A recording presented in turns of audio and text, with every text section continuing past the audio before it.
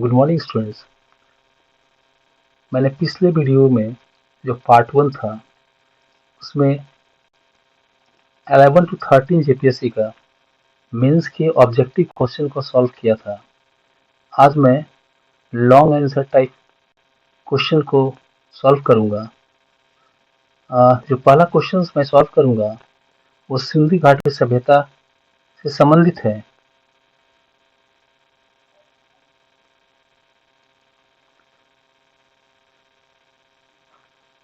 आज मैं जो पहला क्वेश्चन लिया है वो सिंधु घाटी सभ्यता से संबंधित है और इस मेंस का पहला क्वेश्चन है describe the factors of the origin of Indus valley civilisation. सिंधु घाटी सभ्यता की उत्पत्ति के कारक बताएं। मैंने प्रीवियस वीडियो में बताया था कि मेंस कैसे लिखा जाए और इसके 3 पार्ट की व्याख्या मैंने की थी। उसी बेसिस पे मैंने क्वेश्चंस का आंसर तैयार किया है। पहला पार्ट इंट्रो है यानी परिचय।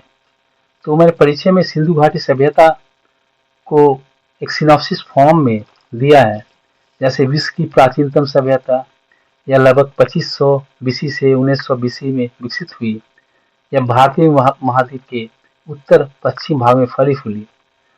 सेकेंड क्वेश्चन मैंने बताया था बॉडी, जिसको मुख्य भाग कहा जाता है, और इसमें मैंने प्रश्न के आधार पे बहुत से कारक की परिकल्पना की है, जैसे भौगोलिक कारक, कृषि विकास, आर्थिक कारक, बाहरी प्रभाव, तकनीकी नगरीय योजना, सामाजिक और सांस्कृतिक कारण, प्रशासनिक संरचना।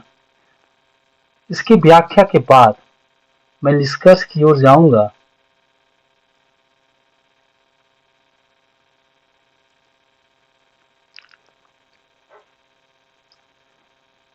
मैंने इस प्रश्न को बाइलिंगुअल तैयार किया, यानी दोनों मीडियम में तैयार किया है। इससे क्या होगा, इससे दोनों मीडियम के स्टूडेंट्स को हेल्प हो जाएगा।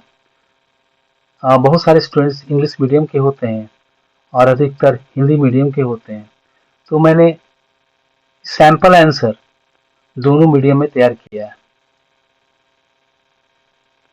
तो पहला हिंदी मीडियम को मैं बता रहा हूँ। सिंधु घाटी सभ्यता विश्व की प्राचीनतम और विकसित सभ्यताओं में से एक थी। यह सभ्यता लगभग 2500 ईस्वी पूर्व से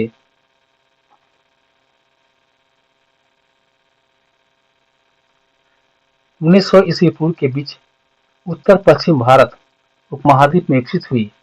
इसकी उत्पत्ति के कई कारण हुए। पहला कारण भौगोलिक कारण था। इसके अंदर भी बहुत सारे कारण थे। पहला कारण नदी प्रणाली थी। यह सभ्यता मुख्यतः सिंधु और उसकी सहायक नदियां रावी, सतलज, घग्गर के किनारे विकसित हुई। नदियां जल, उपजाऊ मिट्टी और यातायात के साधन प्रदान करती थी। दूसरा कारण था उपजाऊ भूमि। हर वर्ष बाढ़ के कारण नदी द्वारा लाई गई जलोढ़ मिट्टी खेती के लिए अनुकूल थी। तीसरा, अनुकूल जलवायु। इस क्षेत्र की जलवायु उष्ण कटिबंधीय मानसूनी थी, जो कृषि के लिए अनुकूल मानी जाती है। चौथा कारण मैंने लिखा प्राकृतिक सुरक्षा। उत्तर में हिमालय और पश्चिम में थार मरुस्थल ने बाहरी आक्रमणों से कुछ हद तक सुरक्षा प्रदान की। दूसरा कारक मैंने बताया कृषि विकास। सिंचाई और वर्षा जल के माध्यम से कृषि उत्पादन में वृद्धि हुई, जिनमें प्रमुख फसलें थी गेहूं, जौ, मटर, तिल, कपास इत्यादि। खाद्य अधिकता के कारण जनसंख्या वृद्धि और नगरीकरण हुआ। थर्ड कारण मैंने लिखा है आर्थिक कारण। सिंधु घाटी सभ्यता के मेसोपोटामिया, ईरान और मध्य एशिया के साथ व्यापारिक संबंध थे। इस व्यापार में मन के, कपड़े और धातु की वस्तुएं प्रमुख थी।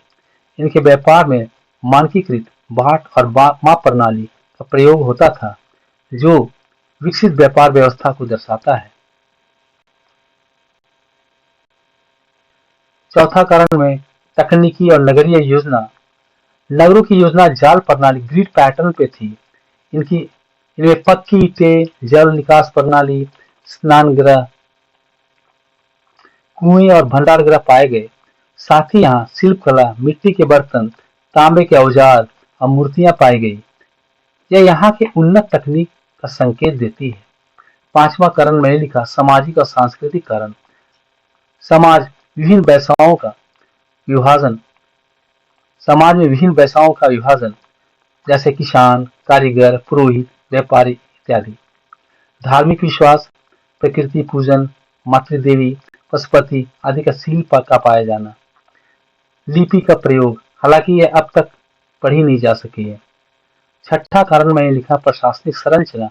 या किसी राजा या महल के प्रमाण यहाँ किसी राजा या महल के प्रमाण नहीं मिले हैं, लेकिन नगर योजना और समानता से केंद्रीकृत शासन की संभावना है। सातवां कारण मैंने लिखा है बाहरी प्रभाव और प्रवचन। कुछ इतिहासकार मानते हैं यह सभ्यता मेसोपोटामिया और ईरानी सभ्यता से प्रभावित थी। साथ ही यहाँ पश्चिम एशिया से किसी समाजों का प्रवचन भी एक कारण रहा होगा। मैंने थर्ड पार्ट में निष्कर्ष इस प्रकार लिखा है। सिंधु सभ्यता की उत्पत्ति अनेक कारकों के मेल संबल हुई। उपजाऊ भूमि, जल उपलब्धता, व्यापार, समाज की संगठन क्षमता और तकनीकी प्रगति ने इसे एक सुनियोजित और उन्नत नगर सभ्यता के रूप में विकसित किया। ये हिंदी का मॉडल आंसर था। इंग्लिश का मॉडल आंसर इस प्रकार है। Describe the factors of the origin of Sindhu valley civilisation. उत्तर इस प्रकार है।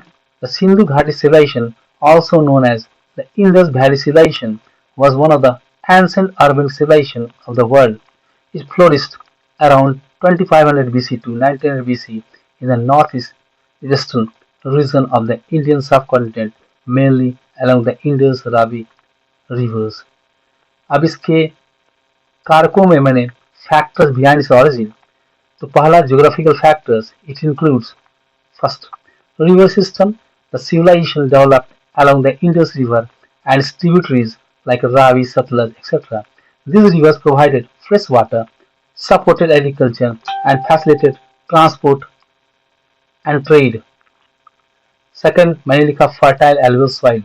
The annual flooding of rivers deposited rich silt, making the land extremely fertile, which supported agriculture and surplus food production.